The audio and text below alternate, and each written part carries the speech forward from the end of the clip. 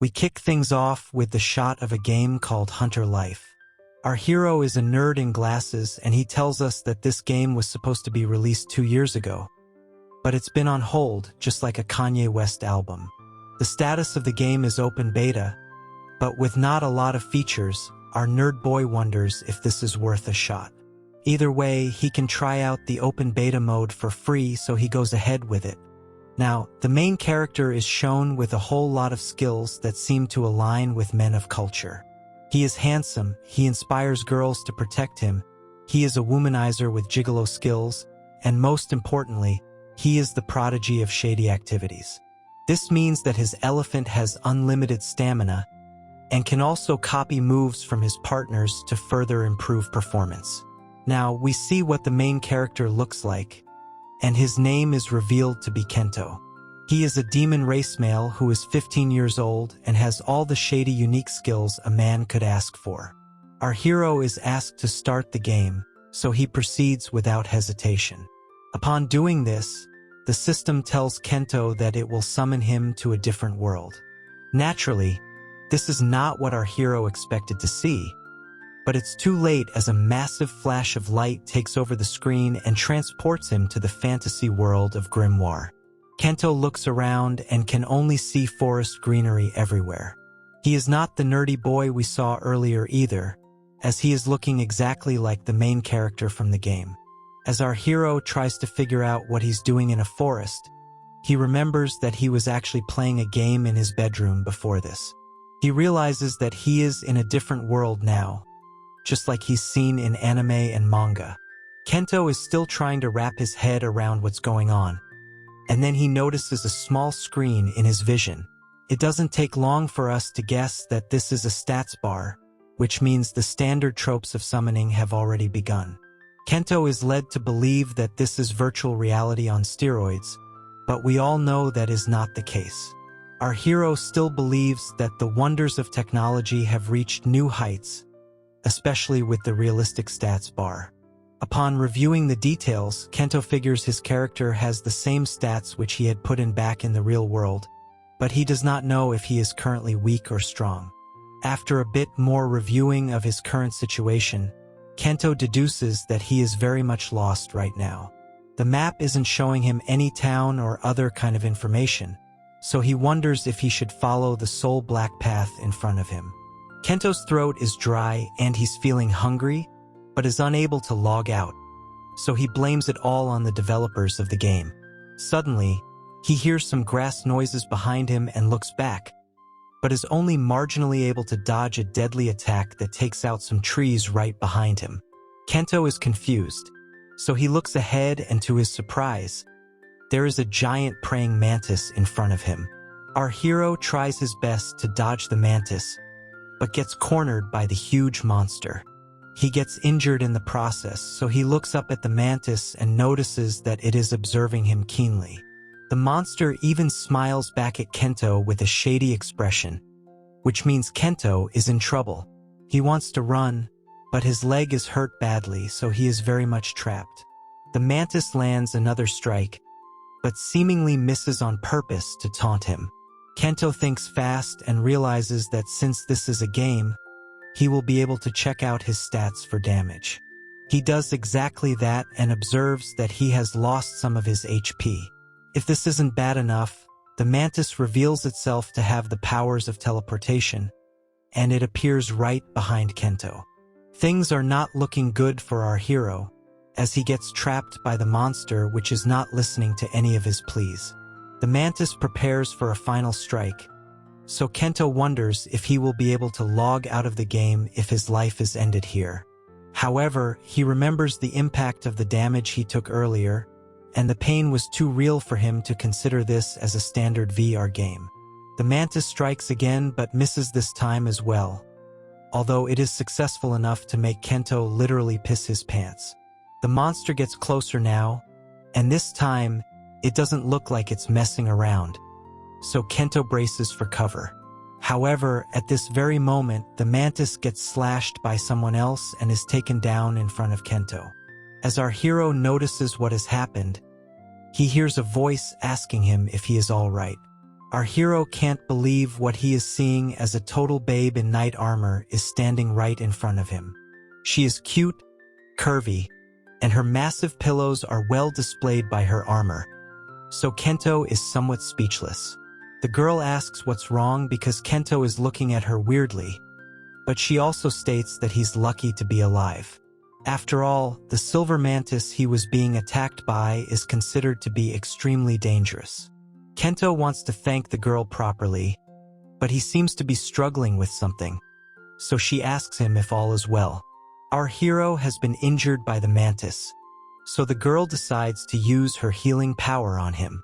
She holds his face and chants a spell that magically heals all his wounds. Kento can't believe that his body isn't hurting anymore, but the girl laughs because it's quite obvious when healing magic is used. She is surprised that Kento doesn't know anything about magic, but he says that it's great to have such powers. The girl maintains that the spell she used was an easy one, so he shouldn't get too impressed. Kento realizes that this girl has saved his life from the mantis, so he wonders if she is a playing character or a non-playing character. He decides to introduce himself to the girl, and then he asks if she is a player. The girl reveals her name to be Mili Aria, but she does not seem to know what a player is. Kento brushes it off as nothing, but he figures that Mili might be a non-playing character. She has horns and wings, so Kento asks her if they are real or just Halloween props.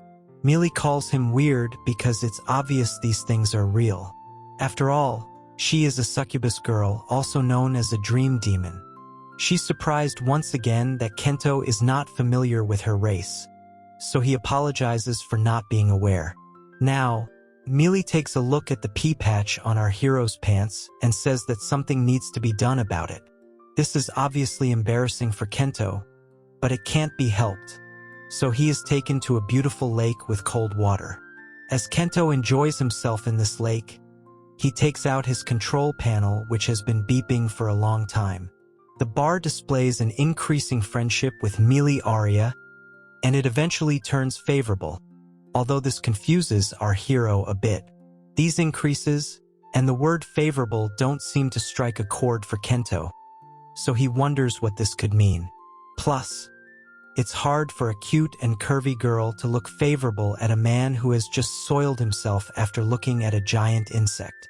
Kento is not sure if this is some kind of power from the skills he had chosen for his character. Anyway, Kento has to wash his clothes now, so he gets down to business. Our hero happily goes through the water, but then he runs into Mili, who is also in the water with him and is in her birthday suit. Kento can't understand what she is doing here, but she says that she only wants to take a bath as well. She teases Kento for being shy, but actually finds this to be very cute of him. The succubus girl has had enough of playing around, so she grabs our hero and asks him if he would like to act out his intrusive thoughts with her. Any normal man would pounce on this opportunity, but Kento removes himself from her pillows and asks her to be more modest. Mili acts cute and strikes a pose, asking our hero to take a bath properly, but Kento tries to run away as he is almost done with his own bath. However, Mili is not going to let him go away so easily, which is why she grabs his hand and holds him close. She says that Kento's elephant definitely feels like he wants to stay here, so she suggests doing unspeakable things right now. Mili can sense that our hero is untouched, so she tells him that he can call her his older stepsister. Instead of giving in to temptation, Kento says that he is not untouched, but Mili doesn't seem to believe him. She continues to use her succubus charm to have our hero violate her, but Kento manages to defeat his intrusive thoughts and he runs away from her. Kento says that such things should only be done if they know each other, but he seems to have forgotten that this isn't the 18th century anymore. Either way, he rushes off to wash his clothes and proves to us that he is indeed untouched. Mili can't believe how serious our hero is, and then we see Kento checking out his stats bar. He can see that his handsome skill has been triggered multiple times, and this has led to Mili slowly falling in love with him. Our hero is in shock and disbelief over the sheer power of his skills, But then he remembers that he is quite hungry. Since he does not know how to log out of the game, he figures he will need to put in an effort for food now. Kento finds some nuts, so he decides to chew on these nuts. Later, Millie also shares her food with our hero, but he feels bad for being such an imposition on her. Millie doesn't mind because she has fallen in love with Kento, but then she asks him an important question. He is in the Darvis forest right now, so for a teenager like him to come here all by himself is hard to believe. Kento doesn't want to reveal a lot to the succubus girl, so he says that he found himself in the forest after waking up. This leads Millie to wonder if he was kidnapped, and then she asks him where he lives.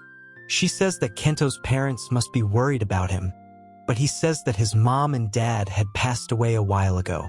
He also reveals that he comes from a place called Japan, but Millie only focuses on the fact that Kento shares Batman's origin story. She then comments that she has never heard of a village called Japan, even though she has traveled across the continent.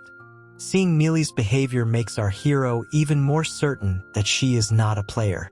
Kento finally comes to terms with the fact that he has been summoned to another world. And if Millie is the first person he has met here, then she will be important for his mission.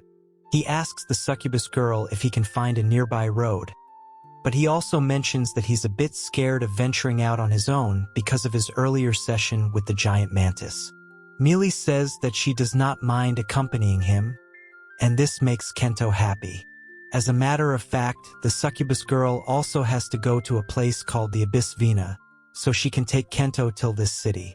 Our hero thanks Millie once again, but he keeps referring to her as Millie Aria, so she tells him she will only help under one condition. Basically, she wants him to call her Millie, which is actually not a very big condition. Kento is then told that it would be better if he called her his elder stepsister as well, so he turns on Alabama mode. This causes Millie to blush, and it makes Kento realize that she is indeed very cute. He tells Millie to take care of him from now on, and she calls him a good boy. Since it's dangerous to travel at night, it would be better for them to set up camp over here itself. And Millie asks Kento to keep an eye on the fire. As the succubus girl prepares the tent, our hero notices in his control panel that his protection skill has been triggered, and Millie has surely fallen in love with him now. Their friendship has also turned into favor now, which means that Kento is no longer in the friend zone. Our hero figures that certain skills may only be triggered upon reaching certain levels of relationships with girls, but with the rate at which Millie has fallen in love with him, Kento is wielding some dangerous skills. Now, we move to the nighttime where our hero is trying to get some sleep, but is unable to do so because his body is extremely hot. He has been heated up almost as if he is being cooked in boiling hot water. Then his elephant awakens, which means that the heat is of a very specific kind. Millie walks into the tent after hearing all the moans of pain in order to check up on her lover boy. Our hero tells her not to come inside, otherwise he might just do the same thing to her. He wants her to go away, but Millie notices the nut shells that are next to Kento. That's when we learn that these nuts are actually a fruit called Totona. Basically, if you end up eating a lot of this fruit, then you will not be able to control your libido. Millie holds her lover boy close to her, and this is what it takes for him to awaken the beast within. Kento tries to call out to her, but she says that things always turn out this way whenever she is involved. Now, Kento abandons his inhibitions and pins Millie down on the ground. He has awakened the diddler and tells her that he is currently the lowest scum on the planet. Since his inner beast has come out, Kento proceeds to violate Millie with passion. However, the succubus girl does not have a problem with this, as she had made the first move earlier. She tells our hero that he can do whatever he wants to her, so the additional license fuels his actions even further. What follows is a full range of shady activities that cannot be described, but after the multiple explosions, Millie seems to feel bad. She says sorry and asks for forgiveness, after which she reveals that she had taken the life of her first ever love. After that, she became Abyss Vena's strongest monster hunter, and earned herself the nickname of Iron Maiden, like the band. She then thinks back to what she told Kento while using her charm on him because she was actually afraid deep down inside. Now that she has crossed the line yet again, she could lose another person important to her.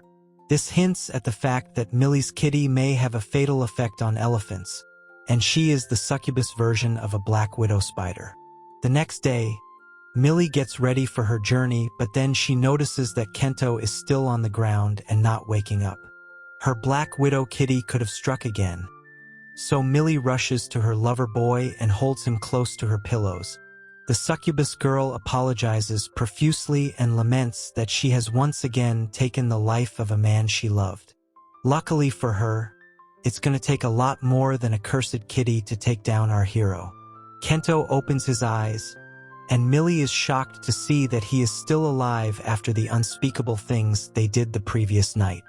Our hero has no idea what's going on, but upon remembering his diddler axe, he says sorry to Millie. Of course, the succubus girl is just happy to see him still in front of her, and she has tears in her eyes. This also comes as a kind of sudden realization to her, so she decides to explain her race to our hero. Kento is told that dream demons like Millie renew their life energy by gaining the elephant water of young men. This is done through a method known as fertilization, also called various other things, mostly starting with the word F. Now, Millie reveals that the succubus girls have a law stating that they must faithfully serve those who remain alive after doing shady things with them. So, as per her law, Millie submits herself to Kento as his eternal slave, and also reveals her full name to be Millie Arya Black Dagger. Since her rules are absolute, Millie asks Kento to forgive her for having a cursed kitty, and also begs him to take care of her as his new slave girl. All this talk of laws and rules may be a bit too much for our hero to handle, but Millie is not backing away. She proudly declares that she will devote her entire life to Kento as his friend, partner, family, and lover. She also presents an actual black dagger to him as a mark of her loyalty. A moment on the lips follows, and then our hero checks out his control panel to learn that Millie is now deeply in a state of slave love with him. Now it's time to meet more people, so Millie takes Kento to the Hunter Guild where people are enjoying their drinks. The succubus girl explains that the first floor has the tavern and the guild's reception desk, whereas the second floor is an inn and hunter shop for the buying and selling of materials. Since this is a meeting place for all kinds of monster hunters, our hero is thrilled to see so many races together at the same place. Millie asks our hero to wait at a table while she finishes up with her business, so Kento takes a look at some of the patrons. One of them has multiple hands, which he did not think was possible, but then again, that's the wonder of the game. The important thing is that Kento has been able to escape the deadly forest with the help of his slave girl, and now he is in a fortified city. Of course, Kento still needs to figure a way to log out of this game, otherwise he'll be stuck here forever. In the middle of these deep thoughts, our hero does not realize that a cute and extremely curvy barmaid is asking him for his order. Considering the size of her pillows, Kento's intrusive thoughts immediately kick in. The barmaid says that the bill is on Millie, so he can order for whatever he likes. If he had free reign, then Kento would have probably ordered for those milkers, but he must control his emotions, so he takes a look at the menu. However, he is not able to read any of the text because he is not from this world. Kento decides to take the safe way out, so he asks the maid girl what she would suggest for this joint. She takes a moment and then recommends the sautéed fin fish along with the tomato beef stew. The only thing our hero wants to dive in right now are those pillows, so he decides to go ahead and place the order for her recommendations. The barmaid is happy to hear this, and she introduces herself as Faria, but she also seems to know Kento's name. He wonders how that is, but then realizes that Millie must have revealed it to Faria. All of a sudden, Faria comes with some fruit juice and offers it on the house to Kento. She also whispers that she will continue to fawn over him, which can only mean one thing. Kento checks his control panel to confirm that even Faria has fallen prey to his handsome skill. His protection skill has also been triggered as the barmaid has brought him free juice. Our hero worries that his skills will get him into all kinds of trouble if it's so easy for him to land such babes.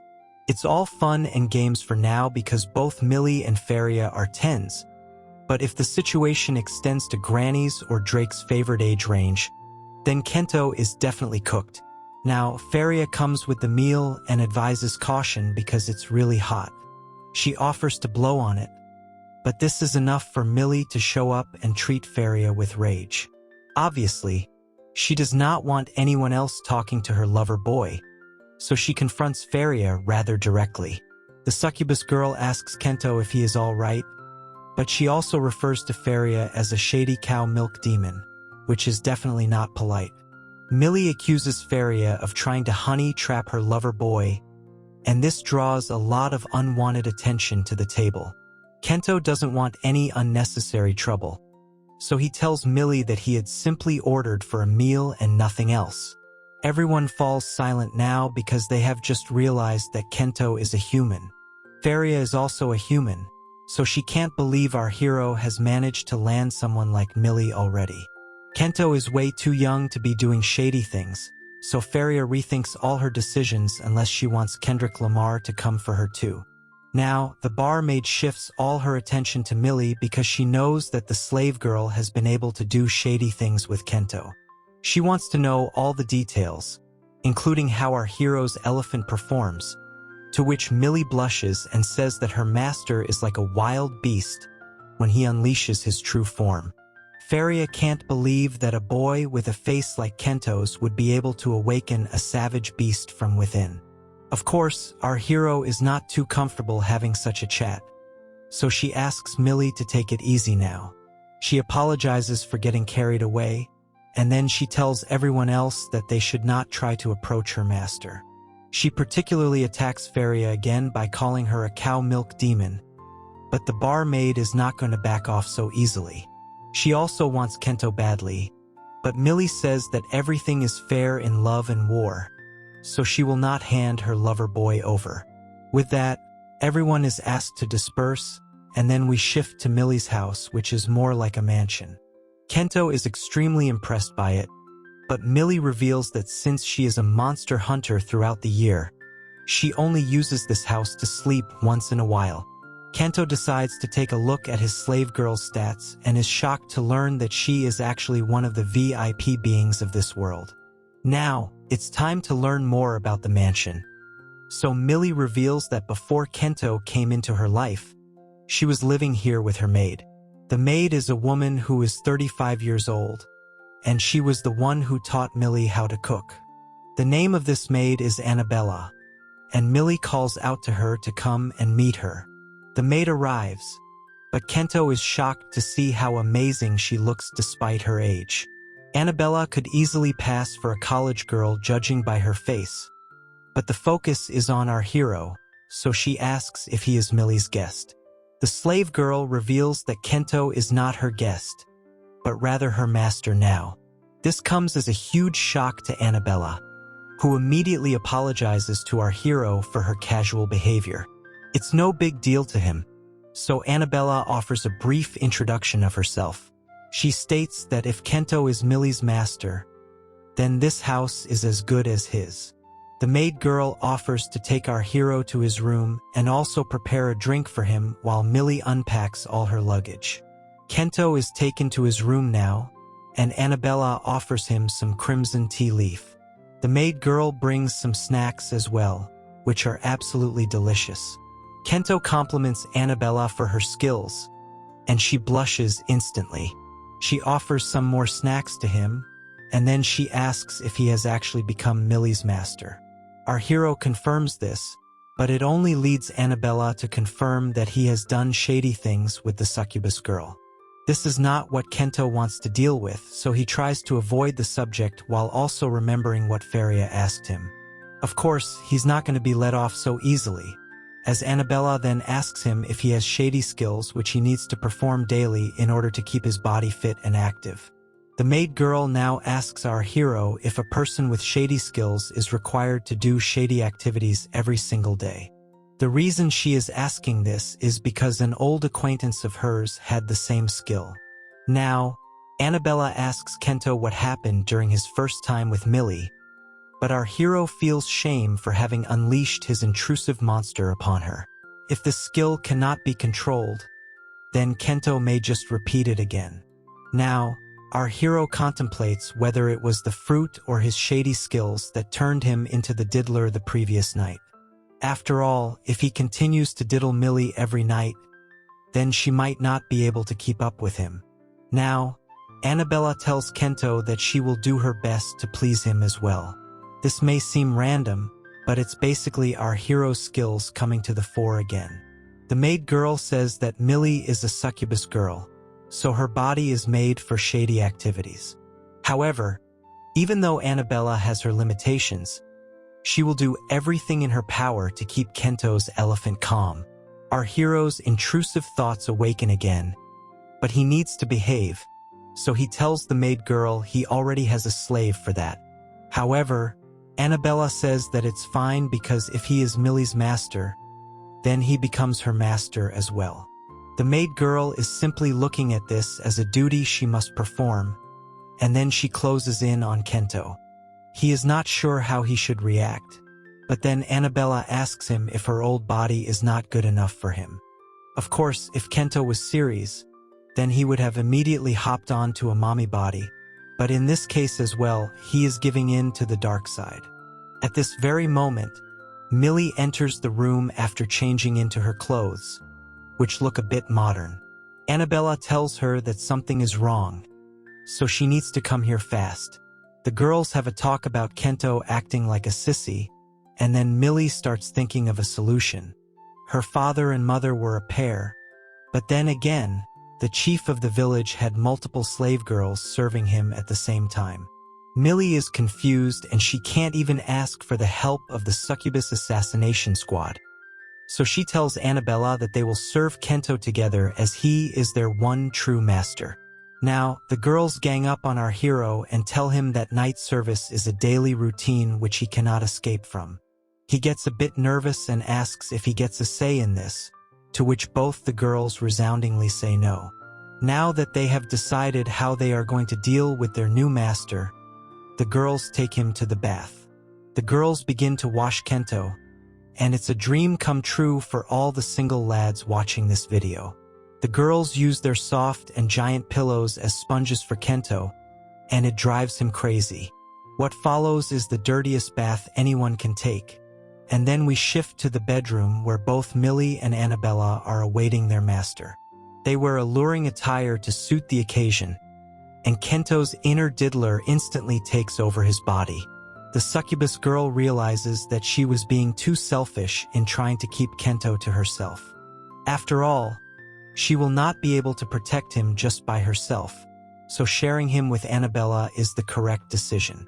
Things get crazier by the second as Millie and Annabella tell their master to turn their kitties into his exclusive territory. Once again, what happens next simply cannot be put into words, so we shift to after the intense explosions where both Millie and Annabella are resting. Meanwhile, Kento checks his control panel yet again and notices that Annabella has quickly not just fallen in love with him, but has reached the slave girl category, all within one shady session. The control panel does state that the maid girl is very happy to be in this position, but since the diddler has gone away, Kento does feel bad about a widow turning into his shady slave girl. At the same time, though, he realizes that the girls are also helping him because his shady skills might erode his body if he does not get a daily dose of violation. The next day, things are a bit awkward between Kento and his slave girls, probably because he is a bit embarrassed of the unspeakable things he had done to them in the night. Now, Millie gets called to her magic guild, so Kento follows after her, but he suddenly gets attacked by a random blast. Our hero is able to avoid the damage, but he does not understand where this rage is coming from.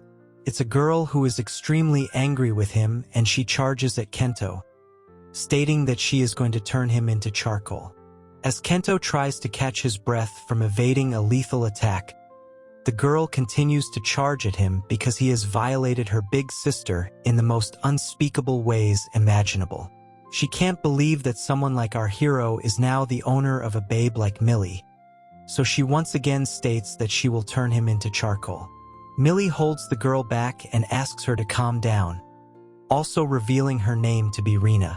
After Rina does manage to cool down, Millie explains to Kento that she is a researcher at the Magic Guild. Rina seems to be just as shady as Kento, as she also plays with Millie's pillows the same way he did the previous night.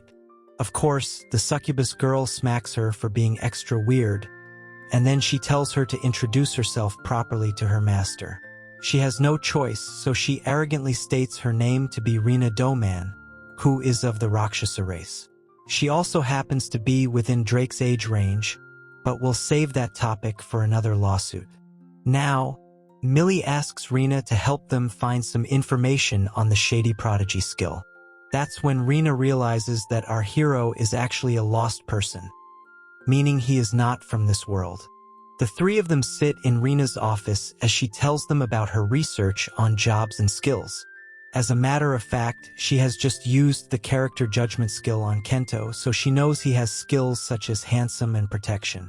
This can only mean one thing, which is that he is from another world. The reason she knows this is because Kento's skills are unique, but Millie does not understand what this means, so she asks for more clarity.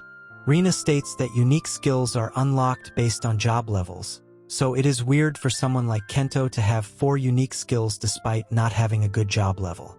When an exception is born, they are blessed with gifts, which is what has happened with our hero. Rina further states that if Kento is a boy from this world, then he should have been born at least with 1 job. This makes the succubus girl panic, so she holds her master and asks if he indeed does not have a single job. At first, she had thought that Kento was a villager, but he does not have a certificate of identification. This leads her to speculate if jobless people do exist in this world, but Rina states that there is no such thing as a jobless person who is born here. This finally makes Kento accept the fact that he is not in a virtual reality game called Hunter Life, but rather he has indeed been summoned to another world.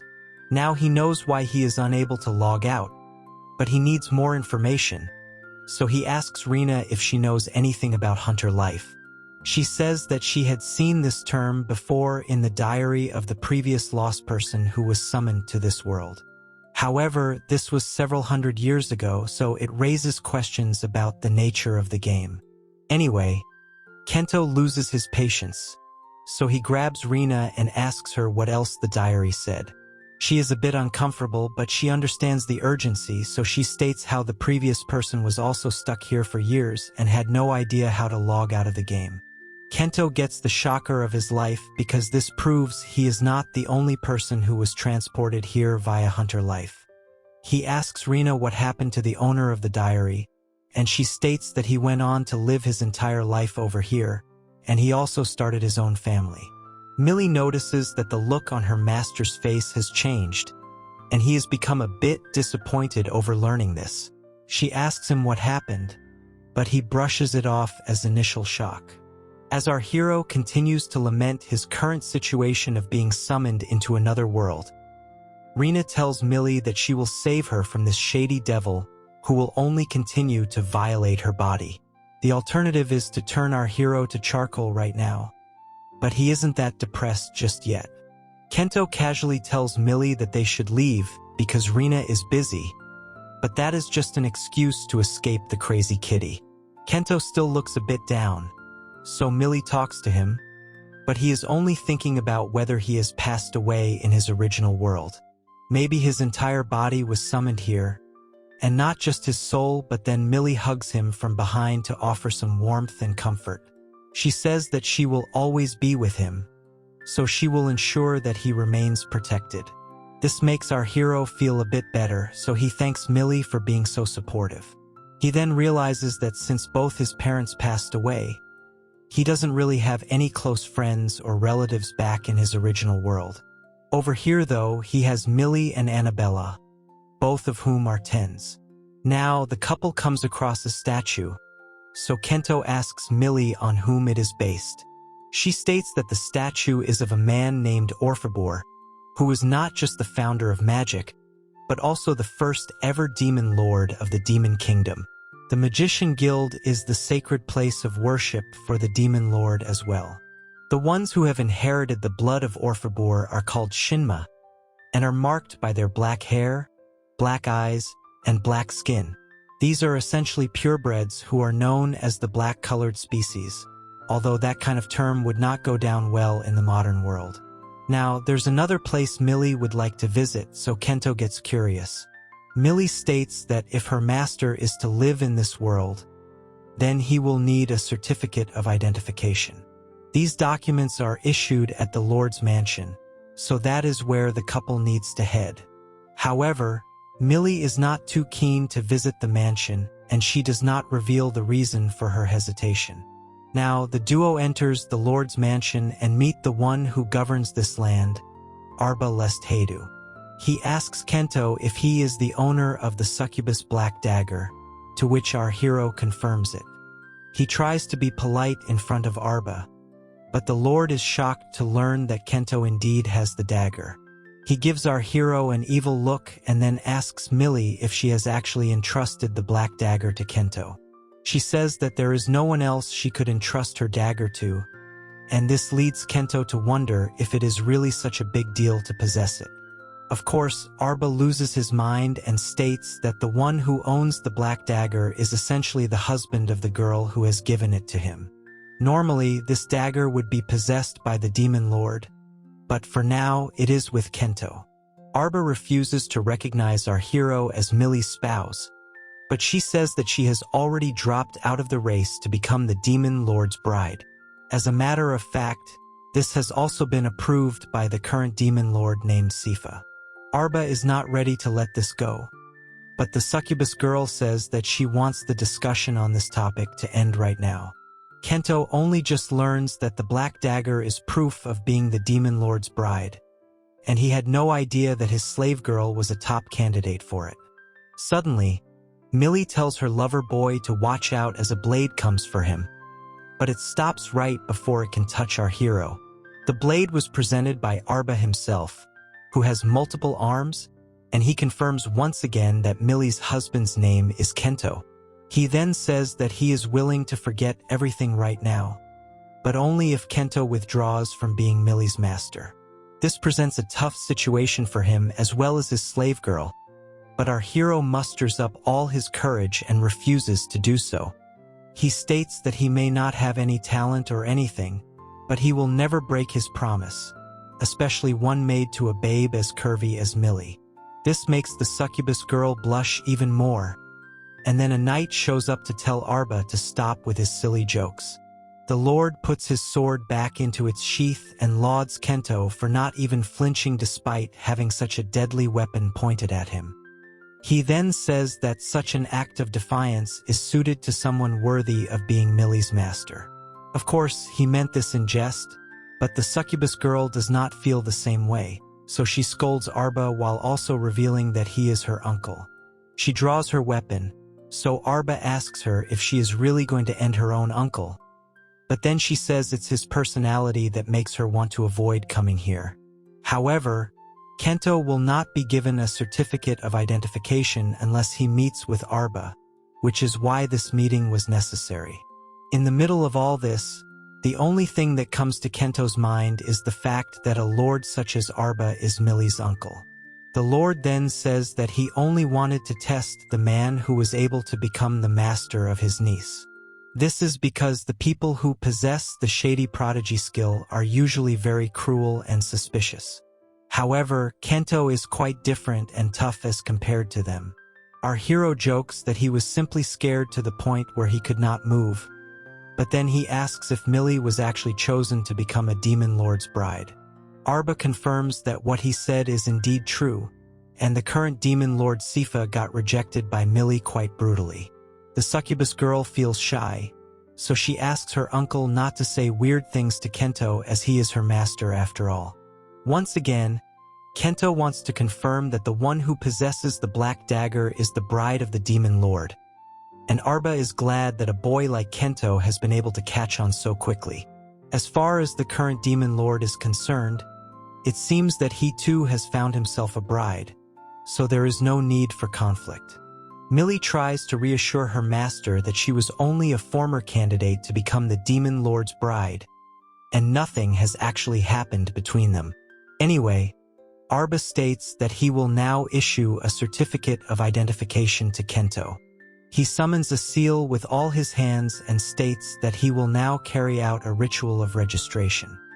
He presents an authorization stone to Kento and tells him to touch it. Our hero's stats show up, but Arba is surprised to see that he is jobless. The Lord wonders if his device is broken, but if he came to Earth, he'd probably have a heart attack after seeing how many jobless people exist. Millie tells him that Kento is a lost person, which means that he is from another world. Arba can't believe that his niece has gone for a boy who is outside the logic of this world. But Kento maintains that he has decided he is going to live in this world and make it his own. The Lord is pleased to see the spirit our hero possesses, so he recognizes Kento as a resident of this world. With that, he sends a blast at Kento, and it reveals a red card on the top of his hand. Arba is shocked to see a red card, because he has never come across it before, and the same goes for Millie. Kento sees that he has gotten the job of citizen, and as an adjustment, his physical strength has been slightly increased. Kento is just happy to have become a citizen, and he looks at Millie happily. The succubus girl is also pleased by this development, so she tells her master they should go back home. Now, we move back to Millie's mansion where she and her master are inside her library. It looks like Millie is teaching her master the language of this world and how to write it. Kento struggles for a bit, but is slowly able to catch up with the pace. Millie is shocked that her master has been able to master Western language so easily, even though he has only just started with his lessons. Our hero states that some of the letters are the same as the ones from his original world, as they resemble the Roman alphabet. Millie can't resist her urges anymore, so she gets close to her lover boy and gets a nice whiff of his scent. She wants to know if he is fine with shady acts on a regular basis now, to which he says yes. The succubus girl is particularly happy with the way Kento openly refused Arba in front of her, as his bravery clearly made her kitty gush. Our hero says that he only stated what he truly felt at the time, and this leads to some romance building. On that note, Millie cosplays as a naughty sensei and tells her master to role play with her. Such an exciting prospect would make any man of culture lose his mind, and Kento is no different as he charges at his slave girl with a passion. Now that he is going to live here forever, our hero figures that he should put in some more effort and become stronger so that he can protect Millie, not the other way around. This is his reality now, and he must adjust to it as soon as possible. Now, we move to Rina, who is teaching Kento about the authorization stone, but as usual, she is being mean to him and mocking him for not being able to grasp her concepts at the right pace. Her methods are definitely scary to our hero, but he is thankful that Rina is at least tutoring him after Millie's insistence. After some effort, Kento gets all the answers right, so Rina decides it's time to move on to the jobs. She explains that the residents of this world are always born with a job, and they are classified under villagers, citizens, nobles, and royalty. However, these are basic jobs, and a person can add a regular job to their profile based on their abilities. There are general sections such as being a maid, farmer, or secretary, and then there are battle jobs such as magicians and warriors. Rina confirms that Kento has a red identification card, and she states that there are 4 other colors: black, green, blue, and purple. There are restrictions on the number of jobs a person can have based on these colors, but red is the exception as it comes without any limits. The vast majority of the people in this land have black cards, which means they can only get up to 3 jobs max essentially. Our hero may consider himself to be useless, but he actually has the cheat ability to acquire everything he wants. Kento is glad to hear this, but Rina reminds him that if he does not put in any effort, then there is no point thinking about the cheat card. Now, Kento learns that apart from him, there are only 2 other people who have the red card. She does not reveal the names though, and moves on to the skills. They are divided into 3 categories, namely adjustment skill, battle skill, and general skill. There are certain requirements to activate these skills as well, and this is when Kento remembers what happened when Millie got done with her lessons. Our hero had experienced something similar to what Rina is saying, as his document-making skill got unlocked after he learned Western language properly. He got some skill points from this and tried to distribute them, so Rina says that she is done with her lessons. Then we learn that the only reason she agreed to teach Kento was because Millie offered to let her grab her pillows in exchange for it. As Rina laughs with a shady tone, Kento notices that he has grown to level 10 as a citizen and has gained more skill points. On that note, he enables document creation, and then we shift to Annabella, who states that dinner is ready. She asks Rina to join them in the feast, and she happily accepts because she will get to be with Millie and her massive pillows. The group enjoys their meal, but Rina ends up having a lot of booze and she again scolds Kento for becoming Millie's master. Annabella tells her that she has had way too much to drink, but Rina is not in the mood to have that discussion. She has always loved Millie, whom she always refers to as Oni-sama, and then Kento suddenly sees some fire sparks emanating from her body. Naturally, he panics, but then Annabella explains that Rina has an illness called the spontaneous fireball syndrome. This means that she starts shooting out fireballs when she becomes highly emotional. This is bad news for our hero, so he needs to be careful moving forward. However, Rina is drunk right now, so he will not be spared tonight. She suddenly grabs Kento out of frustration, but she can be seen blushing, so our hero calls her out.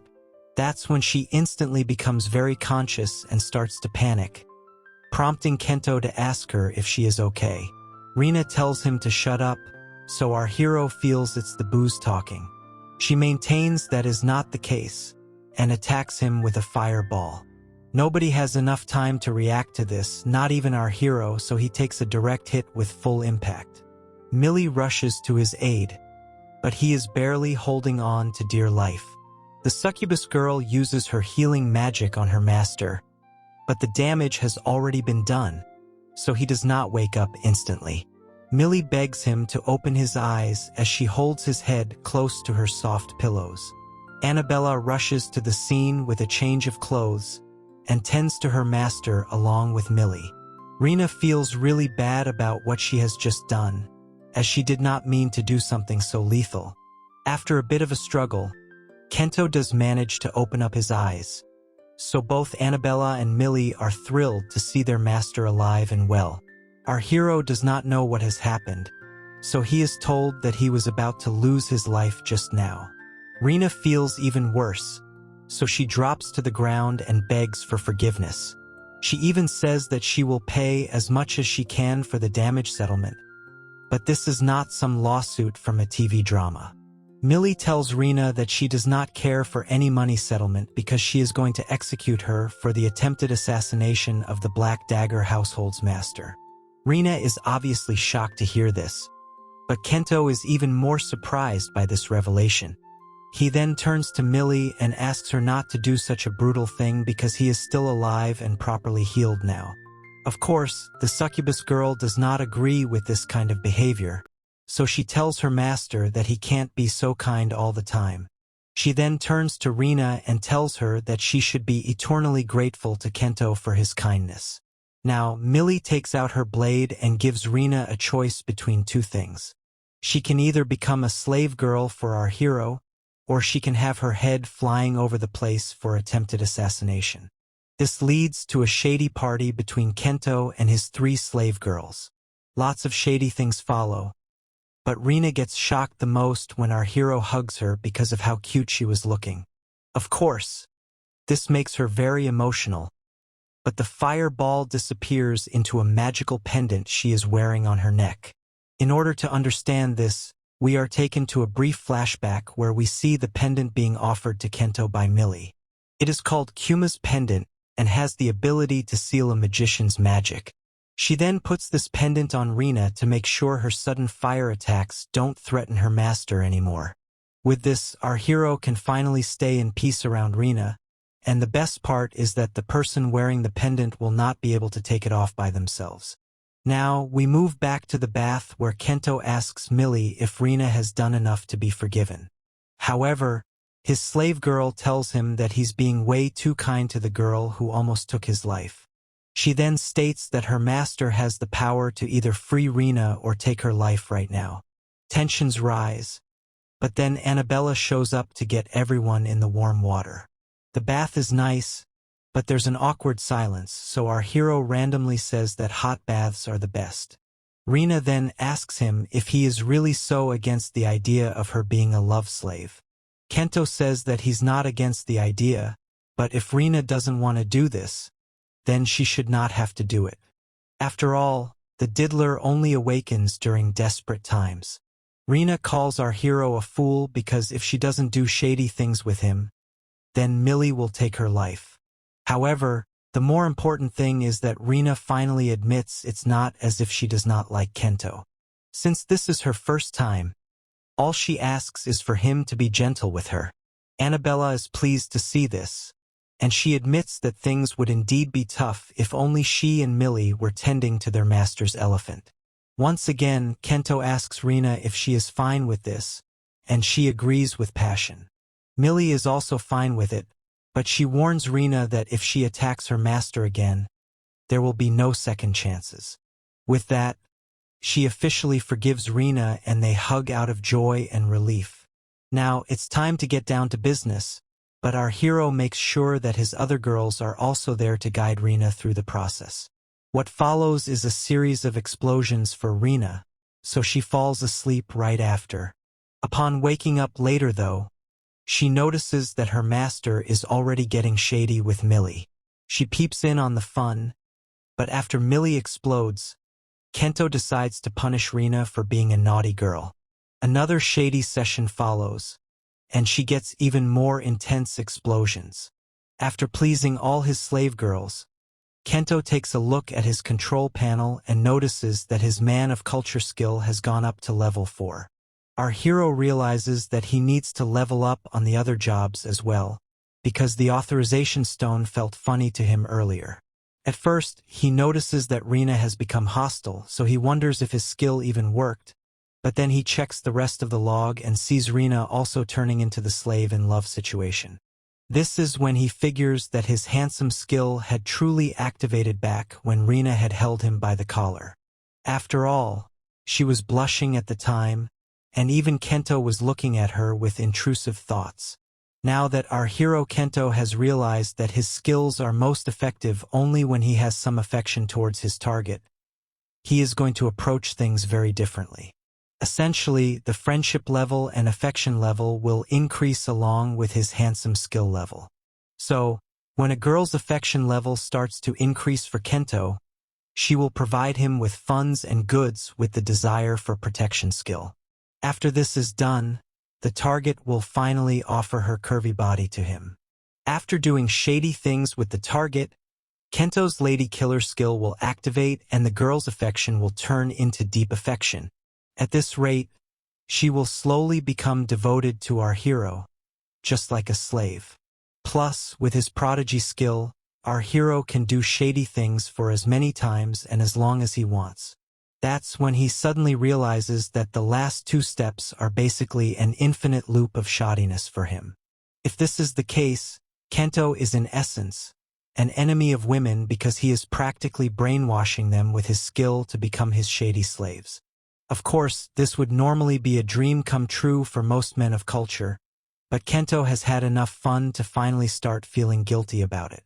After all, nothing hits harder than post-nut clarity. Kento figures his skill is something that women will not be able to escape, and if he does not keep it in check, then his harem will become an unlimited amount of curvy babes. Once again, There is nothing wrong with having unlimited girls, but Kento does not want to turn into a human resource manager, so he must do something to control it. The next morning, he wakes up feeling a flat table, but it only happens to be Rina, who is feeling a bit shy because of her lover boy's shoddiness. Kento realizes he's making it weird, so he says sorry to Rina, but she tells him that he is the only one whom she is allowed to touch her. This is why she wants him to be gentle with her, and she also states that Kento is the only person she considers special. This touching speech actually makes our hero emotional, so he hugs Rina out of care and concern. Now, he asks Rina something very important which relates to whether skills can be sealed in this world. Rina does not understand why Kento is saying such a thing, but she does admit it's possible to do so. Kento then asks Rina if it is possible to seal the handsome skill, and this gets her thinking. Rina figures that the handsome skill is an adjustment type skill, which means that it can definitely be sealed off, but only with the help of magical tools. However, she wants to know why her lover boy wants to seal off that skill. This is when Kento explains his theory on how the skill works. He reveals that the skill will only activate if he has some kind of fondness towards his target women. This comes as a surprise to Rina, but then Kento goes on to reveal that his skill combo is effectively an endless loop of shoddiness. This means that he can have any woman he wants without having to face any kind of resistance. So, unless he seals off the skill, the number of female targets will just continue to increase without any limits. Rina understands what Kento is saying, but this also leads her to believe that she is a woman whom Kento likes, which was why she also got sucked into his spell. Upon realizing the truth, Rina admits that our hero is indeed an enemy of women, which he clearly does not seem to like.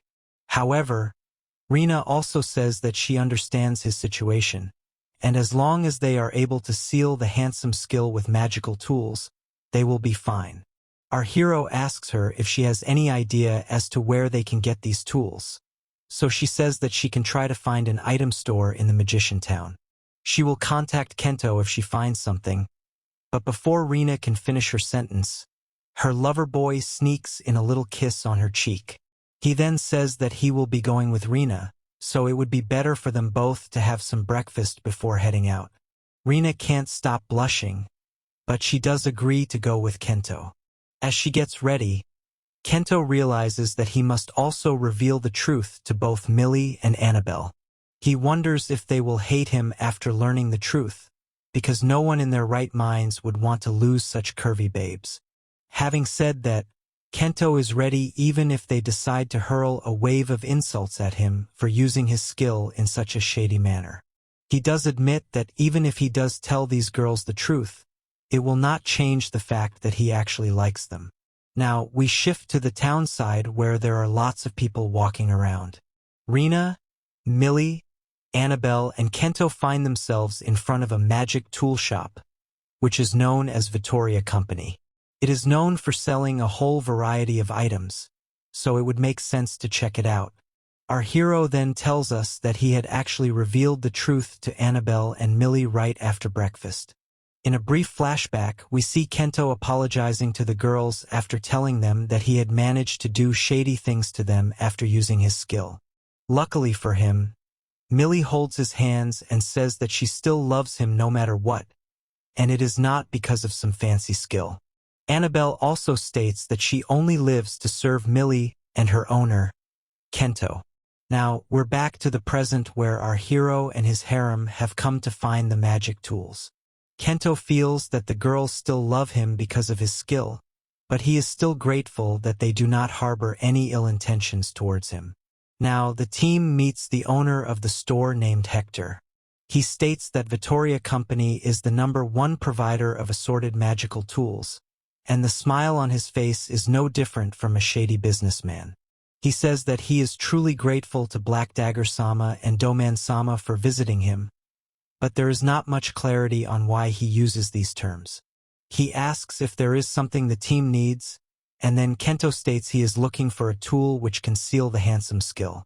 Hearing this comes as a huge shock to Hector, probably because he too might be a man of culture. He states that even if there is a tool which can seal the handsome skill, it would be extremely rare in existence, that too with such a unique skill in question. Kento knows exactly how this game is played, so he decides to leave after saying he knew he would not be able to find anything good in this store. Naturally, this awakens business mode within Hector, who tells our hero the Vittoria Company is real, and the sign outside his shop is not a fake. He proceeds to unleash his secret move, Ultimate Search, and goes through all of his belongings in the shop. After a bit of a struggle, Hector is able to find the gender change ring, which does exactly what it sounds like. Hector explains that if Kento were to become a woman after wearing this ring, then the rules of the handsome skill would not apply to him. It seems like a good enough idea to our hero, so he tries it on and turns into an extremely cute and curvy babe.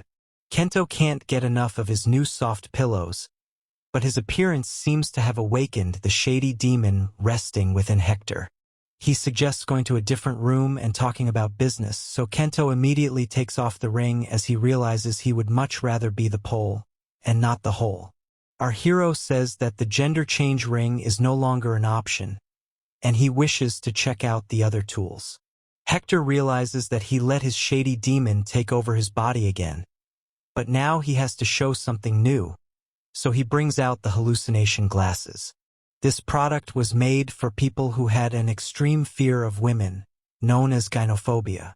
These glasses make everyone except a specified person look like a man to the person wearing it. Kento can't believe what he is hearing, but he decides to give the glasses a test run. We can see Millie checking out a rotating bed, and Annabelle suggests using something like this next to the bathroom. Kento puts on the glasses and notices that Annabelle is now looking like a man, which is exactly what Hector had said. Our hero declares that if he continues to use these glasses, then he will not have to worry about liking anyone other than his 3 harem girls. Kento goes to the girls and tells them that he will now be suppressing his handsome skill with the help of his hallucination glasses. Millie is surprised to see how a pair of glasses will make women look like men, but Rina says that this whole mess could have been avoided if Kento could simply control his intrusive thoughts and his urge to like any cute girl that crosses his path. Annabelle jokes by asking Rina if she genuinely believes her lover boy to be capable of such a thing. It might be a burn, but at least Kento has gotten what he needed.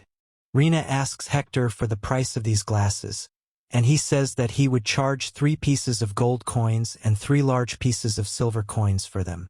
Sounds like a lot, but when Millie asks Annabelle if the price is right, she says yes. Millie then tells Hector she would like to purchase it, which makes him extremely happy. The group does not even require any packaging for the item, and Hector does not have a problem with that either. After leaving the shop, Kento sets his glasses to make sure everyone looks normally. Rina says that they should still test the glasses to see if the handsome skill has really been sealed off. However, the girls have no idea on whom they should be testing the glasses. That's when Kento realizes that there is a certain girl on whom he can test his new glasses, and she also happens to already be affected by the handsome skill. The whole team goes to a bar that's overflowing with people, and then we learn that the girl in question is none other than Philia, who has massive pillows. Kento asks Rina to do what she does best, and she laments that she has no other choice, given the circumstances. She then rushes towards Philia and tells her that she needs to fondle her giant pillows to keep a track of her growth record. Philia gets embarrassed as she does not want to hear such shady things inside a public place. Kento puts on his glasses and decides to display the log when the time is ripe. In the meantime, Millie decides to go and check up on some requests which can be completed quickly. Kento takes a look at his stats screen and realizes that the preparation is indeed complete. Since Philia has already been affected by the handsome skill, so it's a good chance for Kento to learn whether his hallucination glasses will worm on someone who has already been affected by his skill. If that is the case, then one look is all it takes to fall in love with him, and nothing can be done about it. Kento asks Philia for the menu even as Rina fondles her pillows, and she is delighted to see him here. She also comments on how Annabelle has made an appearance, to which the maid girl explains how her master had suggested eating out today, and not the bedroom kind. Philia smiles at our hero and asks him if he's come here to meet her, which hints that the glasses are not really working despite Rina's shoddiness. Kento tries to brush it off by saying the food here is great, so he wanted to come and eat. Philia then suggests choosing the food for our hero today, which he confirms after asking Annabelle if she is fine with it. However, at this very moment, his stat screen pops up and reveals something that our hero had feared right from the start. His stat bar shows him that Philia's friendship level towards him has greatly increased, which can only mean one thing. His handsome skill has been activated. And with this, Kento finally gets confirmation on his skill being immune to magical objects once it has made its mark on a target. Since it is already too late for Philia to be spared, she might end up doing lewd things in public to please him. Keeping this in mind, Kento decides he might as well make her a voluntary target, and then he switches off his magic glasses. Now he can see Philia as a girl, and confirms his order with her. After the bar girl leaves, Annabelle asks Kento how it went. He reveals that the glasses are useless when it comes to someone who has already been infected by his charm. Instead of getting upset, Annabelle says that they should now hire Philia as a service employee in the mansion. It happens to be perfect timing too, as she was looking for a new maid to join her. Our hero is not too sure about this plan, but then Rina asks him if he is really fine with leaving Philia in such a delicate and vulnerable state. Kento knows that even if he leaves now, he will not be able to stop all the other levels of desire that will slowly control Philia. He can't leave her like this all by herself, so hiring her is indeed the only viable option. At this very moment, Millie shows up and asks how things went with the cow pillow girl, which is passive-aggressive as always. Kento explains the situation to her, but instead of getting jealous, Millie also says that it can't be helped and she might as well hire Philia as Kento's service employee. Our hero is glad to see that the girls are thinking with a clear mind, and then Philia shows up with the food. She says that it's still hot, so they should be careful, but there's something that needs to be said to her, which will be a lot hotter. Kento tells her that he loves her, which naturally makes her blush like crazy. She asks him why he is suddenly confessing his love for her. And then Kento's screen also pops up with multiple updates confirming that Philia has indeed now fallen in love with him. Kento then says that he wants Philia's body, but she is too shy to speak right now. She asks him why he is asking her out when he already has Millie to serve him, but then Millie says that he is her master and she is his property, so nothing can be done about it. Plus, she has no issue with it anyway as she is from the succubus race, which is known for living with multiple partners. Annabelle adds that she has been looking for a new maid as well, so the timing couldn't be better. If Philia joins them now, then they will double her wage too, which is a great deal. Rina cuts the bull and gets to straight talk by telling Philia everyone knows she's already in love with Kento. Once again, the bar girl tries to resist, but Rina says that her massive pillows will come in handy during night duty. Kento doesn't want this to become a talk about shady acts only, so he holds Philia's hand and asks her to become his maid. As expected, this makes her extremely shy and the blushing just can't stop. She is overwhelmed by her emotions and says that it can't be helped if Kento is being so insistent. She also says that she would like to be hired as his maid, so the task has been accomplished. The stat screen tells Kento that Philia has officially become his slave girl, so he laments that he has added yet another victim to his harem. He promises to take care of Philia, and then he whispers into her ear that even though there is a lot to be done, he will be making her do something else tonight. She blushes once again and agrees to come see him in the evening. Rina lets out an evil laugh and says that with everything settled here, they finally have a new star for tonight's shady scenes. Kento asks her if she is also going to be staying in the mansion tonight, but this offends Rina. After all, she gave Kento her flower, and he is still trying to kick her out of the mansion. She wants to have her room prepared, so our hero can only look to Annabelle for support. The maid girl says that there are plenty of rooms in the mansion for guests, and she will be able to arrange one for Rina as well. It's time to talk business now, so the team goes to the manager of the bar and they mention what they want to do with Philia. Naturally, this surprises the manager, but then Millie and Annabelle decide to do their thing. They mention that they've come here as headhunters and want to hire Philia as their new maid. The manager is in a bit of a bind over here, because on the one hand, she can't refuse Millie as she is from the Black Dagger family, but on the other hand, she will need to hire someone to replace Philia immediately. Annabelle says that they can also pay for the transfer fee, and this seems to get the manager thinking. She says that instead of paying the transfer fee, maybe she can have Millie take care of an important request which has just come in. Millie is not too keen on getting tied into a contract because she wants to take care of Kento as well. The manager says that this request will not really take up too much of her time as it is not something people would usually ask from an S-rank adventurer.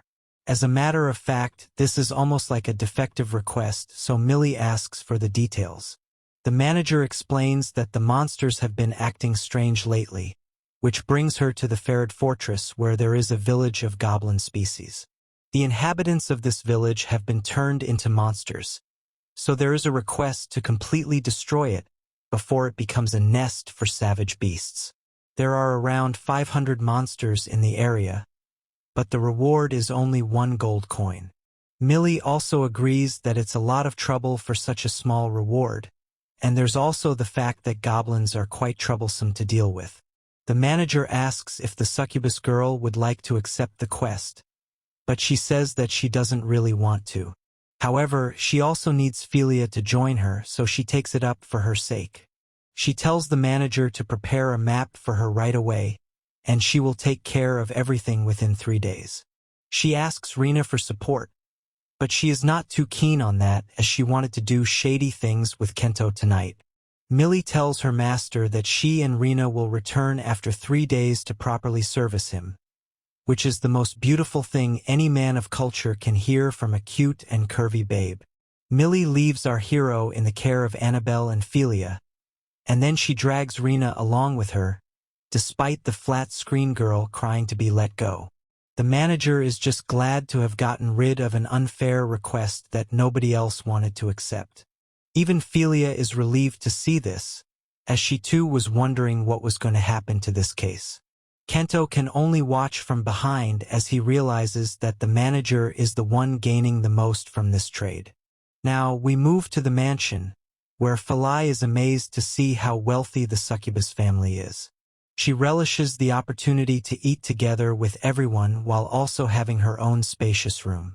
Annabelle asks if Philia is done with the prep, and then she takes her into the bathroom for the most important task of the day. Philia is once again shocked to see how spacious the bathroom is, and then she notices her lover boy already taking a bath inside. She calls out to him, and then Kento sits in the middle of Annabelle and Philia. A man of culture obviously will not shy away from staring at God's great work, and Philia notices this. Our hero teases Philia a bit, causing her to become even shyer. A little bit of pinching and shrieking follows, but this causes Annabelle to get jealous. She asks if her curvy pillows aren't enough for Kento, but then he says that even her body is great. This makes her feel better, so she tells Kento it's time to go to the wash place. Philia is also told to come along, which she does at once. She is then told to use her entire curviness to wash her new master, and then she gives a live demo in front of her. Philia is then told to use her pillows on Kento's elephant, so she assumes a rather striking position. This is going to be a dream come true for our hero, so he does not waste any time at all. Annabelle guides Philia by telling her she may feel odd at first, but she should still go ahead with it. What follows is a range of shady movements that eventually lead to the elephant water being launched right onto Philia's face. Now, it's Annabelle's turn to enjoy Kento's elephant trunk, and he tells her to unleash the beast within. The shoddiness continues in front of Philia till yet another explosion occurs. Philia is shocked by what she sees, but then Annabelle explains that this is how she should service her master. Of course, she's a bit shy, so Kento says that he will take the lead here. Annabelle also lands an assist, which means that Philia is getting the best of both worlds. There's way too much happening for her to deal with, but all she knows is that it feels amazing.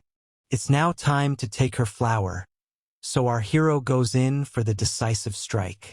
The deflowering is making Philia way too excited, so Kento says that he will make her his personal possession. That may not be very progressive, but Philia doesn't seem to have a problem with it. This leads to yet another massive explosion, and it concludes the proceedings for the day. Our hero is glad to have had yet another ethereal experience, and then he checks his stat screen to see that his level has increased from 4 to 5. He has also acquired 1 skill point and has managed to unlock a service skill. Kento becomes curious, so he decides to check out what kind of skill this is. The stat bar shows that the skill is a general one which can control the subject's libido. However, this will also consume 5 skill points, which sounds like a lot. It's also the first time that Kento has heard of something known as a libido point.